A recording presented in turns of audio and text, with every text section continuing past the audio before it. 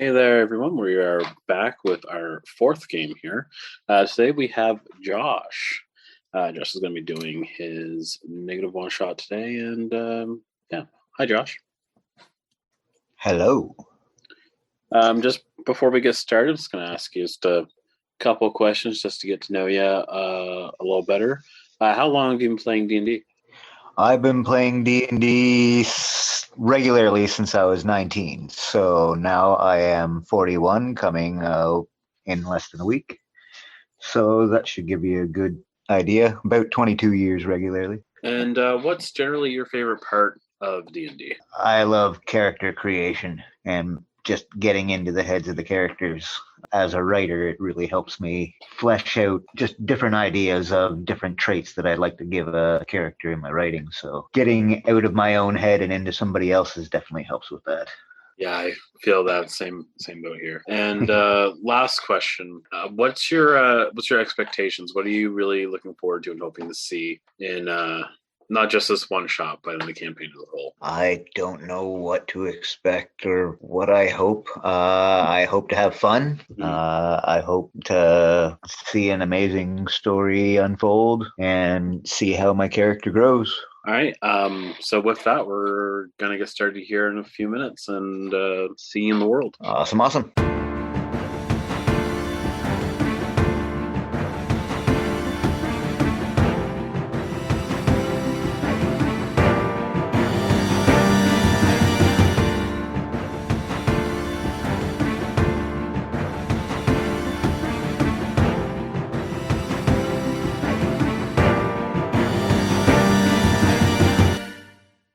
So today we were returning to the capital city of Galterra, more so closer to the center of the city, closer to the main castle. In fact, today we're going to lay our scene at the Lux Embassy. Very posh section of this city, very clean, very extravagant clothes, and it's not hard to run into a dignitary or an ambassador or any kind of noble along this corridor. In particular, at the Lux Embassy, Lux are elephant-esque people, and today is a very somber day, especially for our character. And Josh, you want to go ahead and describe your character? My character is a near 8-foot tall elephantine female with gray purpley skin tone, has black dreads that come up to a ponytail that sticks up straight up past her head. She dresses in very nice but definitely worn clerical robes, carries a mace on her side, and walks with somber determination. Okay, so today your family has gathered at a special part of the embassy. It's kind of like a chapel, as today is the funeral for your father, the past ambassador to the capital. You enter the chapel with your mother. A little bit of an older looks. Their skin's lost a little bit of the vibrancy. She's a little bit more gray. She walks with you arm in arm down to see your father's admittedly very large casket. Well, that doesn't sound fun. I will lead her to the casket, closed or open. It is opened. He was older. He lived a very full life, and he died very peacefully. So I'm sad, but I'm sad in a happy way. More of an in remembrance kind of feel, I guess. You're also keeping your strength as your mother kind of leans on you in this time. Most definitely. I will comfort my mom in the best way I know how by curling my trunk along with hers for comfort and look down sadly at my past father. So you come up, you're very close to the front of the line to give to pay your respects. After a couple of people who you notice are your uncles or your aunts, you have a very large, very connected family, and it eventually comes time for you. You have a rose in your hand. Do you want to say a few words, or? I definitely feel I should. Thank you, Father. You've taught me everything I've needed to know to make it in this world. I know that you'll be watching down on me. I know that you will be waiting for me and Mom when it is come to our time with open arms. And I want to make sure that I am the daughter that you raised and worthy of hugging you when I get to that afterlife. Your mother, hearing this, she can't bring herself to say anything. She's amazed by your words, and she just kind of squeezes your shoulder a little bit with her hand as you guys walk down and take a seat. After about 20 or so more minutes, after everyone else has gone through and paid their respects, the temple is very much packed. It is made larger because it is a temple for, elephant folk. So there is quite a bit of room, but even with that, it's a very full room right now. Not just your family. There's other dignitaries and ambassadors that he had worked very closely with, and just like old friends. And the officiant comes and he's about to start the service, and you recognize the officiant as the current emperor, Emperor Seskel. He's a close friend of your father's, so he wants to pay his respects and wants to do everything that he can to make sure that you guys are taken care of and looked after. He starts his speech. He laments on how your father has been a very decorated ambassador, how he spent many years as an ambassador to the dwarves in the West. He even spent some time in the north with the elves and other groups, and it was very hard to not be friends with this man. He has carried a charisma that almost happily infectious. He always had a joke. He always wanted to make sure that he left whatever room he entered, leaving it a little bit happier than it was before, which in his line of work as a dignitary is quite an amazing feat.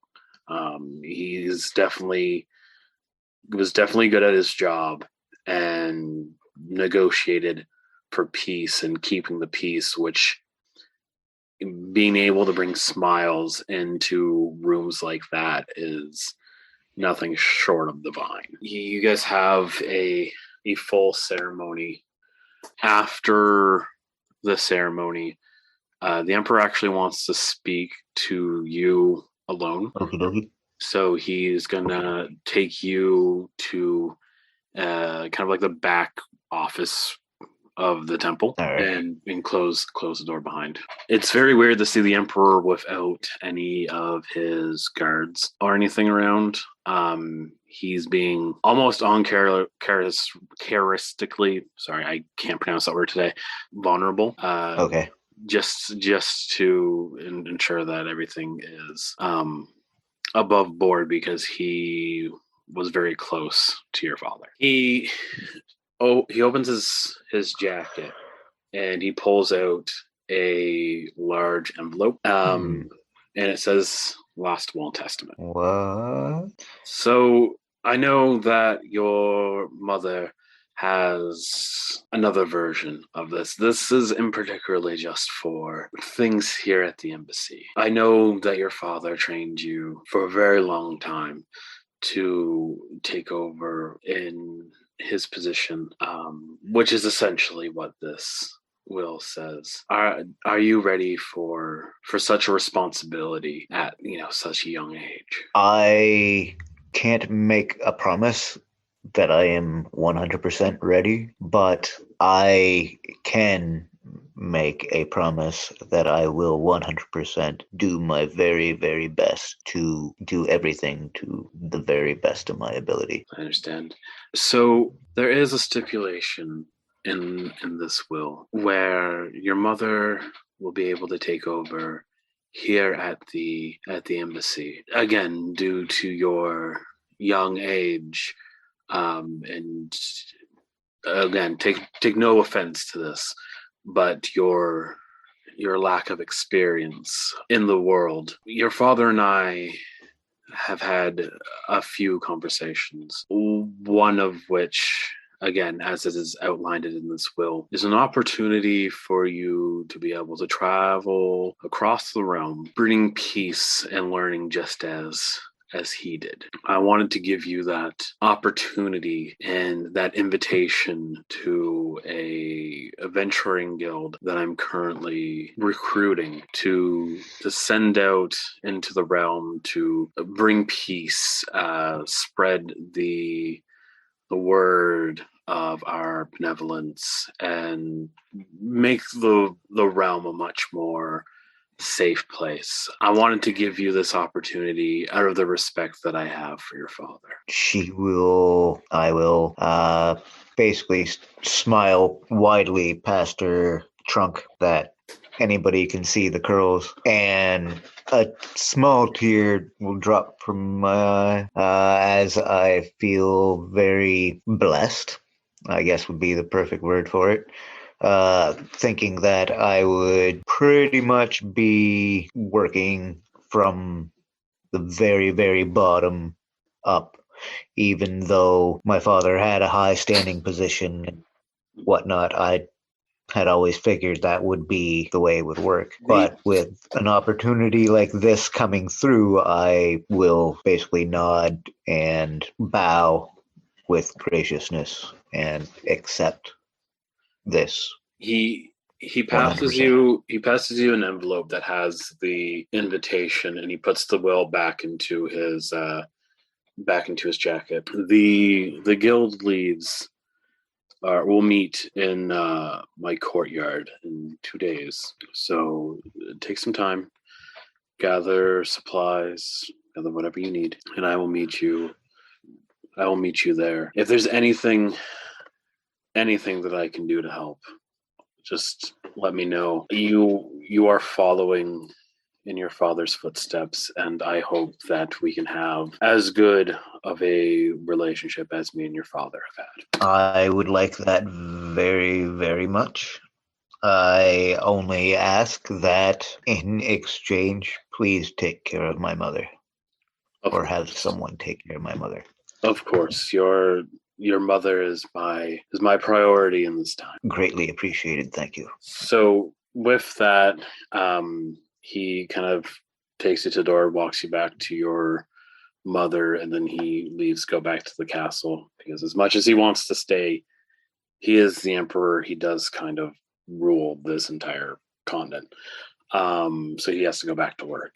So you're back with your mother now. You pretty much live at the embassy or right next door to it. Is there anything you would like to do? I would say throughout the funeral, do the whole thanking of everybody who's come to pay their respects. Very moving that so many people came to do so. Weirdly, it reminds me of my own grandfather's funeral, because it's a similar idea. There's just so many people that came to it. It's like an enormous funeral, and I've never been to or seen one since that big. So it just leaves me in awe of just how much people respected my father, well, in game anyway. And yeah, I just want to spend the time tending to my mom, but thanking the people who came. So after the temple service, you go back. You can go back into the embassy, and you see that there's a large. They basically have taken the main hall of the embassy and have turned it into an extended a dining hall. A lot of different foods are all set up.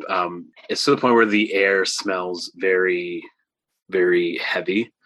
As there's a lot of spice, there's a lot of fragrance. Where your family's from trades a lot in spice and minerals and everything, so it's very extravagant. It's a very large spread. It's almost like a culinary tour of the entire continent, as everybody has brought cultural snacks or cultural food along with them. Tooba's trunk is just like right up. Oh yeah, I don't think we ever really mentioned that my character's name was Tooba.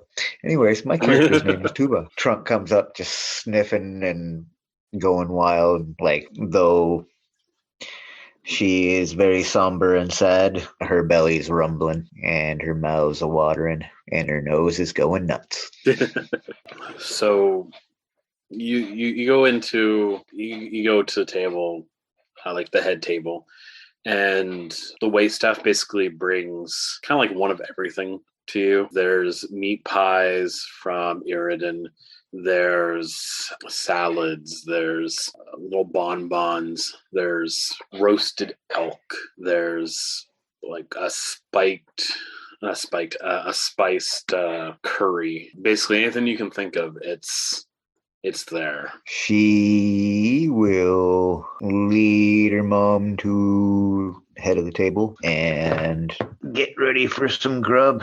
As you guys sit down, as the food comes, you see what looks like the head waiter, and he's holding a very large bottle of wine. He says, "This is a gift from the Emperor, aged for over 150 years. This actually probably is closer to about 200 or 300 years old, all the way back from the human, or as we call Terran, homeland.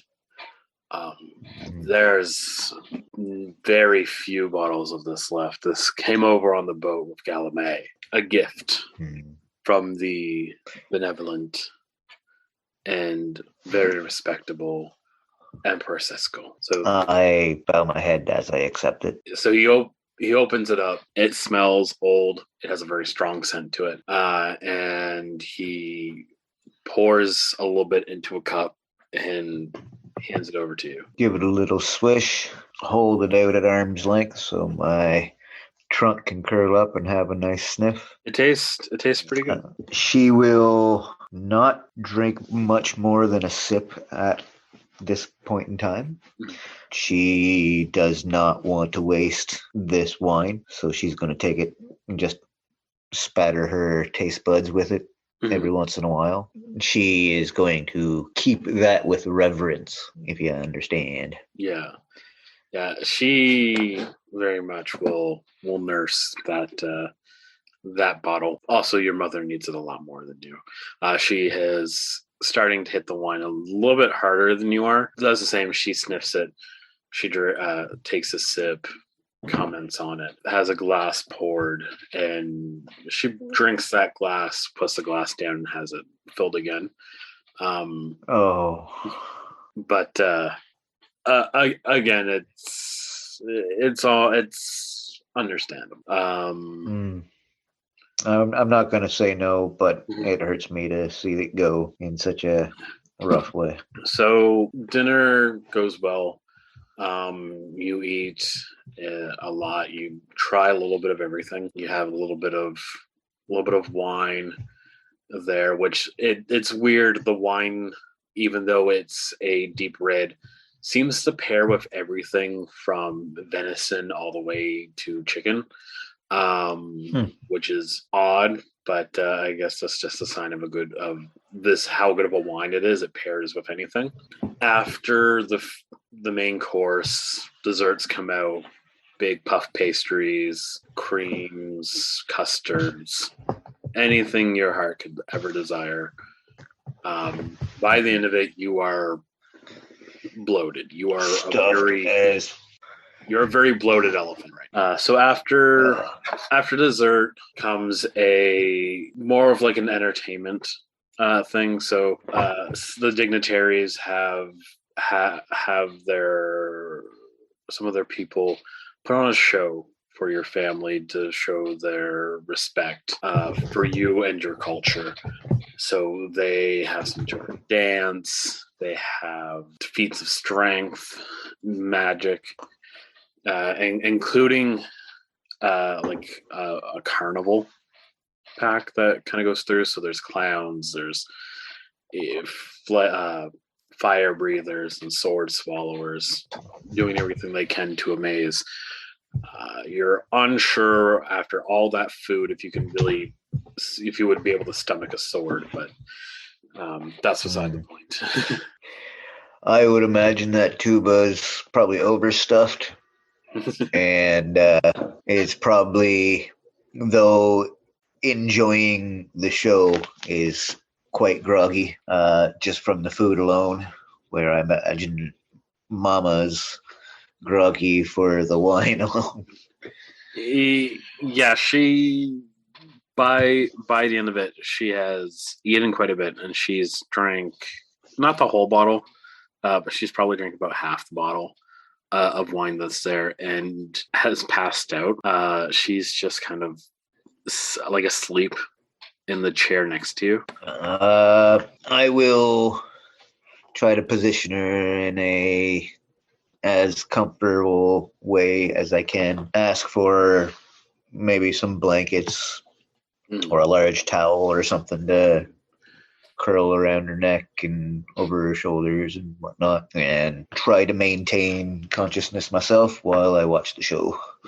You watch the show, though. I'm going to have you roll a con save to see if you fall asleep or not. So that is 17 plus 3. So 20. Unnatural. Right, so you are, as the night goes on, you digest the food and you kind of like a second wind almost. You enjoy the show. You have your family or your servants and everything. They take care of your mother. They put your mother to bed as the party starts to wind down. You go outside, kind of outside the embassy, and it's starting to get late at night, but it's a nice clear sky out. You can see all of the stars, and it's about autumn, so the air is a little bit colder, but not freezing cold. Just enough to kind of fill you with that almost unnerving sense of calm. Pretty night. The very pretty night. Now she will take the time, go leisurely walk, enjoying the fresh air as much as she can before it's time for herself to go to bed. So you walk around for a little bit. You walk past a number of people, but for the most part, they're pretty absorbed in their own little world. They kind of just walk past you or around you. And you come to a large fountain. It has a sculpture of the original king, King Galame, holding his sword skyward, and the fountain is at his feet. Go over to it, sit down at the edge of the fountain, play with the water with my trunk, making figure eights and whatnot. So as you sit there and you're just tracing with your trunk, you see another person sit down kind of a little bit further down, but it looks like they're kind of wearing like a black cloak. I will ignore them for a little bit, not really give them too but yeah, I'm not gonna really pay attention to them too much. I'll keep an eye on them, like from the corner of my eye. Big ears. Mm-hmm. Sure, I can here pretty well, and continue just sitting, staring into the water. Basically, as you're just sitting there, the person stands back up and walks away. I will watch them walk. So it looks like they make their way to the kind of walls there to a gate, and at that gate they just kind of walk through and they go into the more middle class section of the city, and you lose sight of them after they go through the gate. I'm in no hurry to go to bed. Take a quick swig from the fountain water, which is probably not a good idea. In this area of the city, it's actually pretty good. I wouldn't recommend doing it in other parts of the city, but in this high of a society, you're fine to do something like that. Awesome. So yeah, I'll take a nice swig of water, and then slowly walk towards where I watched that person go. Not in any huge hurry, not keeping an eye on it or anything, just kind of like, I wonder if there's anything that, I don't know, could clue me in as to why they just came over, sat down, and then walked away. But just out of simple curiosity, and as I said, not in any huge hurry to go home. So just going for a night stroll, and they gave me direction.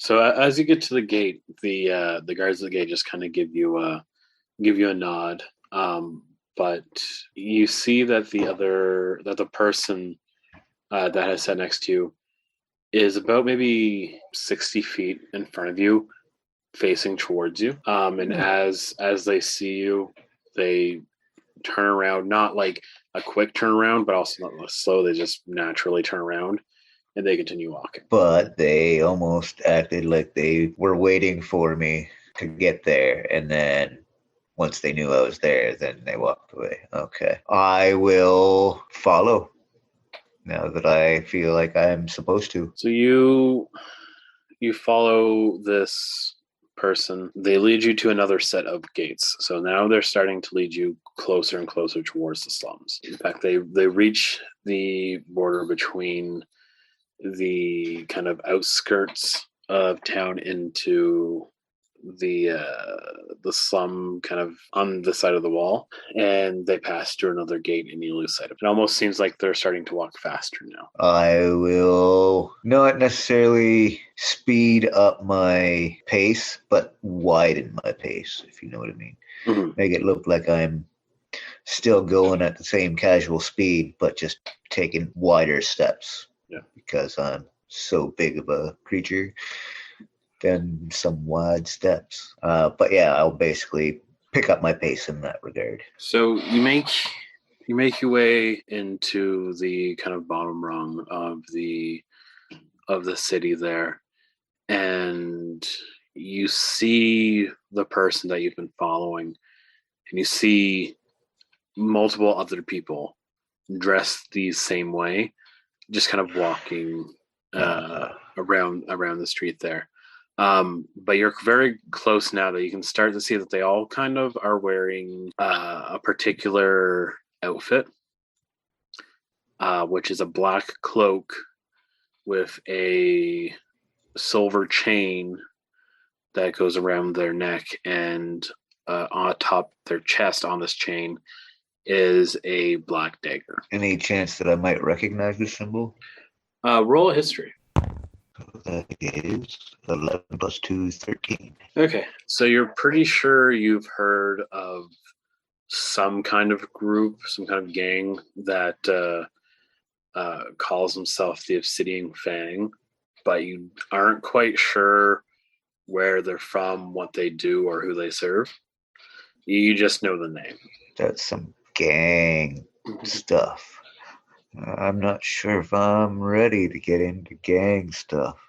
I will definitely slow my gait as I recognize this and see if I can find maybe a loop around to get me back going out without looking like I am just stopping and turning back. Okay. So you find basically almost be considered like a cul-de-sac, like a house or a building that has like a statue in the front, and you're able to kind of circle around it and start heading back. Can you roll me a stealth? I can't. Ooh. Not bad at all. That would be an 18 minus 1, so 17. So you're able to turn around and head there. You make it almost all the way to the gate before you realize that there are people behind you. There's 3 of them, but they are a good 40 feet behind you now. But it looks like they are following you. They all have the same cloak. Shit. I will start to pick up speed. So as you walk through... Oh, sorry. I was just going to say, not going like full speed, like anything, but yeah. Like, so as you pace a bit. As you go through the gate, you see that it seems that the guards aren't there at the moment, like they're off duty. So there's no guards at the gate, and they continue to follow you. As you're starting to go home now, you see that there's another one. This one's a little bit larger, wearing the same cloak and the same dagger, and he is standing in front of you. So they kind of have you trapped in the next couple minutes. Crap. All right, I am going to cast Sanctuary on myself. So as you're... And then stop moving. All right, so you stop for a second, and you just say a couple words as you hold on to... what's your holy symbol? I believe it was a mantle, so I think that's something maybe on kind of like an head, amulet, yeah. if I'm correct. I think that's what I chose. But yeah, I'm gonna say like a mantle type thing. Of what that I am not sure. Sorry. So basically, you have like a kind of upon your chest, you have like a sigil there that kind of acts like a clasp between the sides of your cloak. So you just kind of hold that, and as you hold it, you're almost bathed in a faint light, and both groups start making their way closer towards you. The one in front of you says, "Whoa, friend, we just want to talk." What about? Well, you're dressed pretty nicely to be in this part of town. Where did you get that stuff? Did you steal it? Or we might have to take that back. I certainly did not steal it, and I would like to say that I'm here because I thought I was being led here for a reason that maybe someone needed some help, but that doesn't appear to be the case. Likely story. Want to go home? We'll walk you home. Where do you live? The embassy. I bet. Come on, guys. Let's walk this lady home. I am going to just put my hand, cross my arms, grab my mace in one hand, shield in the other, not pulling them out, just getting them ready, and kind of strengthen my stance a little bit. So as that happens, and as they start getting closer to you, they get pretty close, and then all you hear is and a crossbow bolt lands about 3/4 of an inch in front of the person in front of you's like toe. Roll a perception for me. Raise my eyebrow. Yeah. So 18 plus 5 is 23. Awesome. So as you hear it whiz, you just kind of like turn around following the sound. And you can kind of see someone standing on top of on the roof of a building. You can't quite make out who they are, but they're wearing like a studded leather armor, and they have a hood and a light crossbow. As they see you look at them, they just kind of give you a nod, and 5 more come out from other buildings on both sides of the street and aim their crossbows at the people who are following you and the person who's in front of you. Yeah, I got these guys. You better back off now. So, and I'll pull my mace and my shield out, and I'll just like growl at them. So as you pull your mace out, it makes a large whooshing sound, like it's almost symphonic, like it's like a whoo, whoo. Not like a lightsaber or something like that, but almost like a air is passing through like a hollow. Air's passing through, yeah, like a woodwind instrument, not quite a flute or anything like that, but definitely not like a trumpet. It's elegant. As you pull out the mace, the people who are following you start backing away, and the person in front of you is like, I'm not scared. And as he finishes saying that, you see another crossbow bolt fly by, and it just like nicks his face, like it scratches the side of his face and then lands behind him, and he's just like, no, and he just turns tail and runs behind you with the other people, and they will leave you alone. And I will be like, yeah, tell your friends. And then kind of like immediately drop down, crisscross applesauce on the ground, just like shaking, like, oh my god, oh my god, oh my god, oh my god, oh my god, oh my god, oh my god.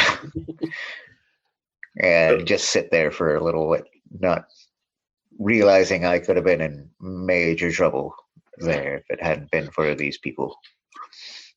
So as you sit down, like you sit down for a good couple minutes to collect yourself, have a little bit of a panic attack, and as you look up, all of the crossbow people are gone. They have all disappeared. You didn't even hear them. They're just gone. But you're able to make your way back to the embassy. Is there anything you'd like to do before you go to bed, or has that been enough adventure for for the night? Definitely enough adventure for the night. I am quickly going to go home. I will do a quick little religious prayer thing before I go to bed.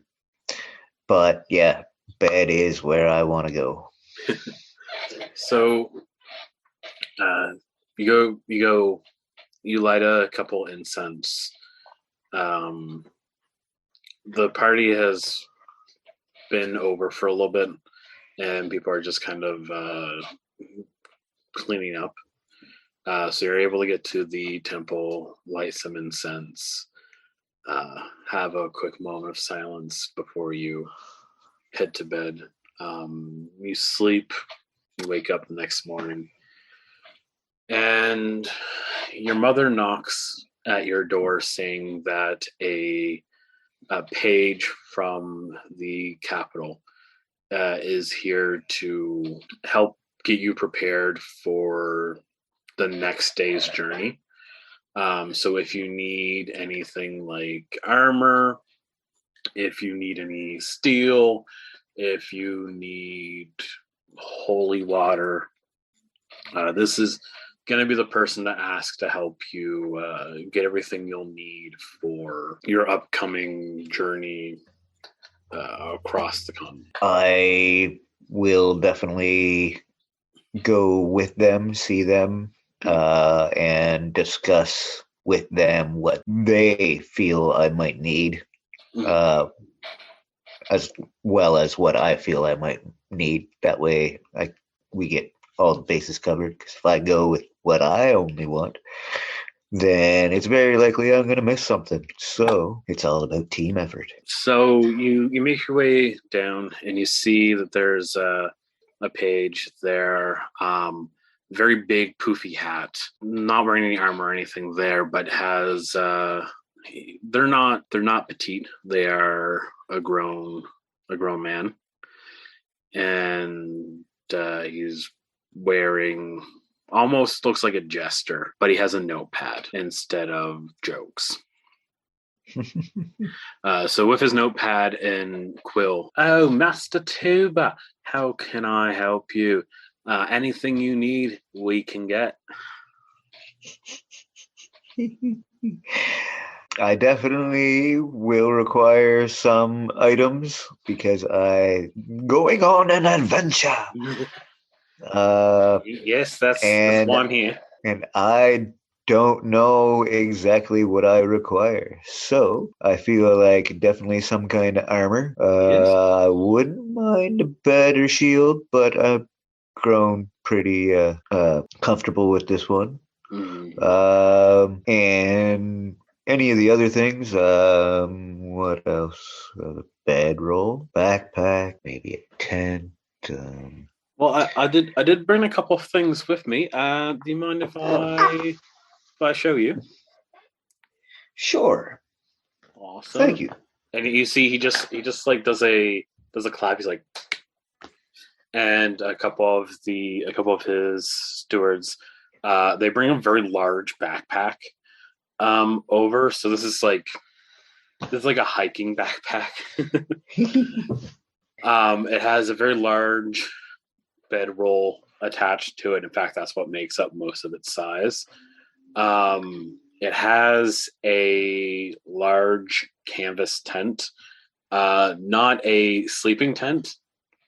This is almost like the size of an event tent. That you can bring, like, you're an elephant and it's big for you. They have a bunch of rope wrapped around everything to kind of keep it in place. Pots, pans, making a lot of noise. Yeah, I am basically like, I'm go with it all. I don't know how I'm going to carry it, but I will try. Probably as I get it on my back, I feel like I'm good. Get a few steps and then fall to the side and kind of to the back. It might take a bit to get used to. The Emperor also, he's having the smith make you something. He just wanted to ask your preference first. Do you prefer chainmail or scale mail, or would you prefer to have plate mail? I don't. We just want to make sure that you're able to carry it all. Is what it comes down to. I understand, and I don't think plate mail is the way to go. I just don't feel like that's my MO. I need to be able to move at least a little bit, kind of like in the scale mail look, but I'm not overly familiar with the armors, if you understand. I just like the. I'll make sure that the smith he should be done later today, but I will ensure that he brings it to you with haste, and something that's maybe a little light, and maybe something might stop an arrow. We'll take the executive decision, and we'll be back later today. So with that, he leaves you with the pack that you're now going to have to spend most of your day practicing, making sure you can carry it and stay balanced. But later in the day, he does come back, and the stewards are holding a large box that it takes about 4 of them to carry it, but they bring it to you and they put it in front of you. At this point, you've gone through your day, you've bathed, you've done things throughout the day, just nothing that we need to worry too much about. Carrying that backpack on all the time. People just like, what the hell is with this giant elephant with this friggin' giant backpack on? Some of your servants are basically having you walk up and down the stairs in the entryway with it on, just to get used to climbing with it.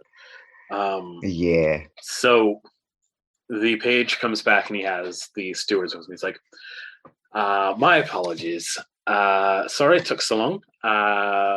It's all done. It just took most of the steel that the smith had, and we had to get more steel.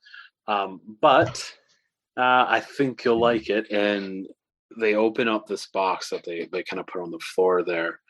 And it is vibrant.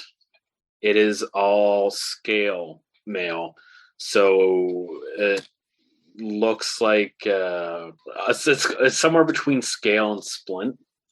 Okay. For what it looks like, where all the scales fit very good together, but there also looks like it's pretty flexible with some ring underneath it, and it's very, very reflective. It's very bright, and it has a large has an elephant on one pauldron, and it has a rhinoceros on the other, and it has a spot for you to put your mantle, with your cape basically, over it, and keep it locked in place so that it won't move. It looks like it's going to cover your entire body, but it's not going to be extremely heavy. It's pretty light considering that it's all steel. Awesome.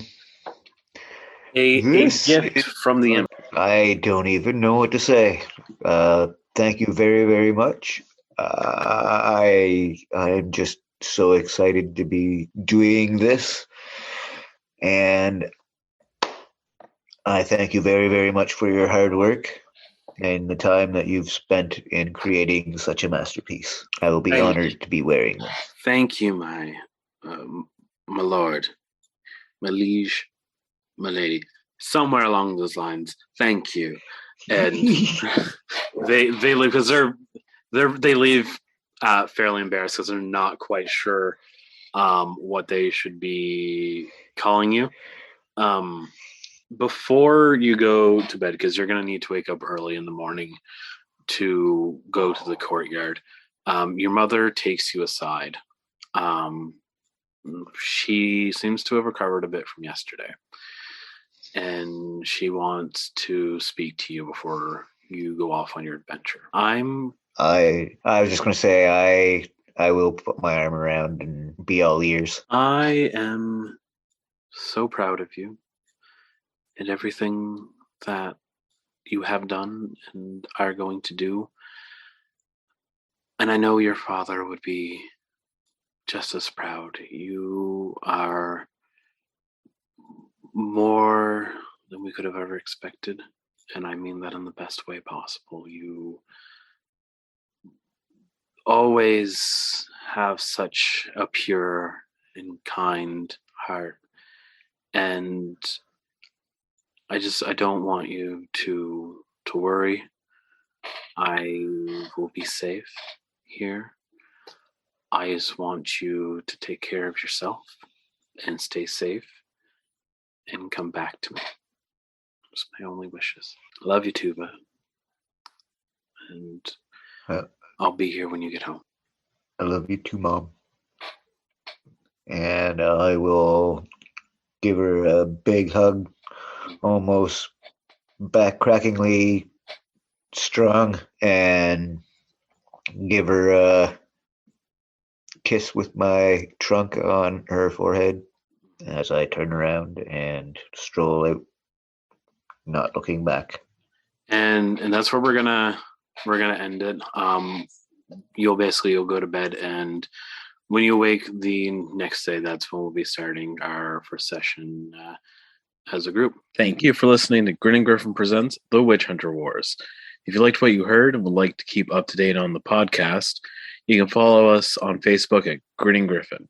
And if you'd like to support us and get access to tons of upcoming side quests, behind the scenes features, and even supplementary content, you can find us at patreon.com/Grin and Griffin. Thank you so much for your support of making the Witch Hunter War a success, and we will see you next week.